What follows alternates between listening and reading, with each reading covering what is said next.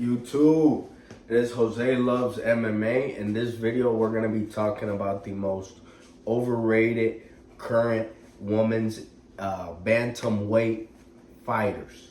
I personally think that Juliana Peña, which is the current champion of the women's bantamweight division, is overrated. She's 35 years old at this point. She is coming off of a split decision win against Pennington, which Pennington isn't the youngest or most explosive. I believe the UFC obviously just made the fight because Amanda Nunes retired, so they just wanted to go ahead and name the new champion. And Juliana Peña was basically the next up, since she's the last person that beat Amanda Nunes.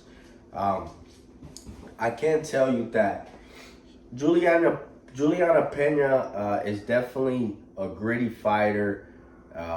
She's definitely has a historic win over Amanda Nunes, obviously, in a crazy upset. But with her, she isn't the most explosive fighter. And now being 35 years old, a lot of her wrestling and dominance, I don't think she's going to be able to use as much moving forward, especially with these up-and-coming fighters being more and more technical.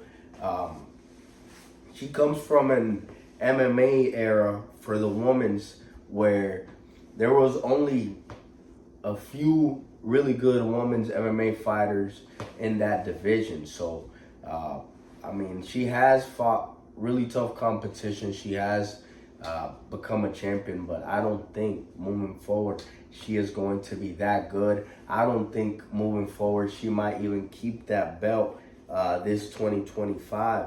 An up-and-coming fighter might just challenge for it at the end of the year and take the belt. We could see a new 2025 champion in the women's bantamweight division, which I will be talking about in my next video on the most underrated girls. But I personally don't think Juliana Peña has a lot left in her career. Doesn't have the sharpest skills right now. So because of that, she is a champion, but I see her as a little bit overrated because I know that belt could get taken at any point in time. Another very underrated or overrated, another overrated fighter to me in the UFC for the women's bantamweight division, I will say, is Ailin Pérez. You guys might know Ailin Pérez because right now she's 4-1 in the UFC. A lot of people really think that she's up and coming and trending up, but the competition she's faced for the most part have been favorable matchups of girls that can't wrestle as much as her. So she has been able to come away with some victories in the UFC. A lot of people might know her because every time she wins, she does a twerking celebration almost on top of her opponent, which it's gotten her some attention and some publicity, but I would say for the most part it's the wrong publicity because those same people that were behind you whenever you were winning and twerking are going to be the same ones to clown you whenever you lose and you get dusted, which she will be here soon. I just think, if I don't say anything else, I'll be a hater because I'll just be talking about her and what she does. After the fact, I might not agree with it, but that doesn't mean she's not a good fighter. She's a pretty good fighter. I just think she's overrated because the only main thing she can do is wrestle and rely on her aggressiveness and her physical, big frame for a girl. So she gets a lot of body lock takedowns. She gets a lot of clinch, judo kind of takedowns by just overpowering her opponent. I think as she fights these tougher ranked girls, now that she is ranked, and she's going to be fighting someone tougher in Carol Rosa, I think she's going to struggle to get the fight to the ground. And I've seen her standing up. She hits hard, but she does not have the best striking technique.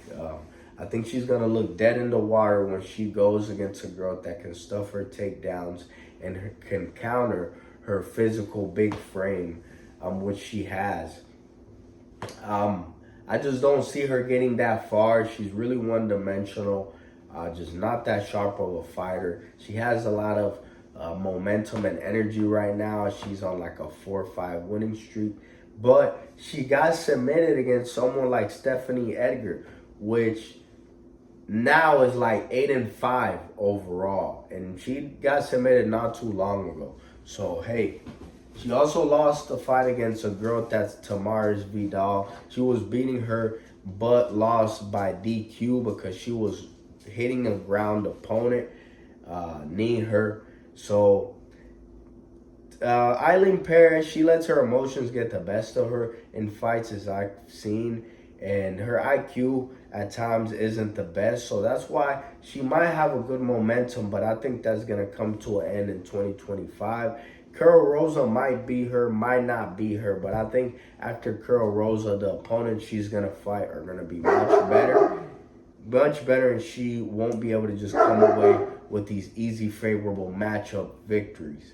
Another girl that I think is overrated, she's obviously doesn't have any good momentum, but she's overrated because she's still ranked in the UFC, and she's going to be used to build these up-and-coming fighters and build up their record. She already has a fight scheduled for this year again, and her name is Julia Ávila. Julia Ávila is coming off a loss against Miesha Tate in 2023. The end of 2023, she didn't fight. All of 2024 has been inactive. She's older. She did not look good at all in her last fight in 2023. She hasn't been active in the past. The girl's just fighting out her contract. She's going to accept these last 1 or 2 fights, and I'm sure the UFC is going to remove her from their roster because she is not a threat at all. Just not good. Not a good fighter. Didn't look good. And we could say is washed, sadly. The girl she's going to be fighting next is, I believe her name is Jacqueline Cavalcanti, which will be in my next video for underrated and up-and-coming prospects to watch out for. So you can see what the UFC is already doing with Julia Ávila. They're just going to feed her to a few people that have decent to good records, build them up, and just go ahead and wash her out and let her go. Those are my 3 overrated women's bantamweight fighters. Thank you, guys.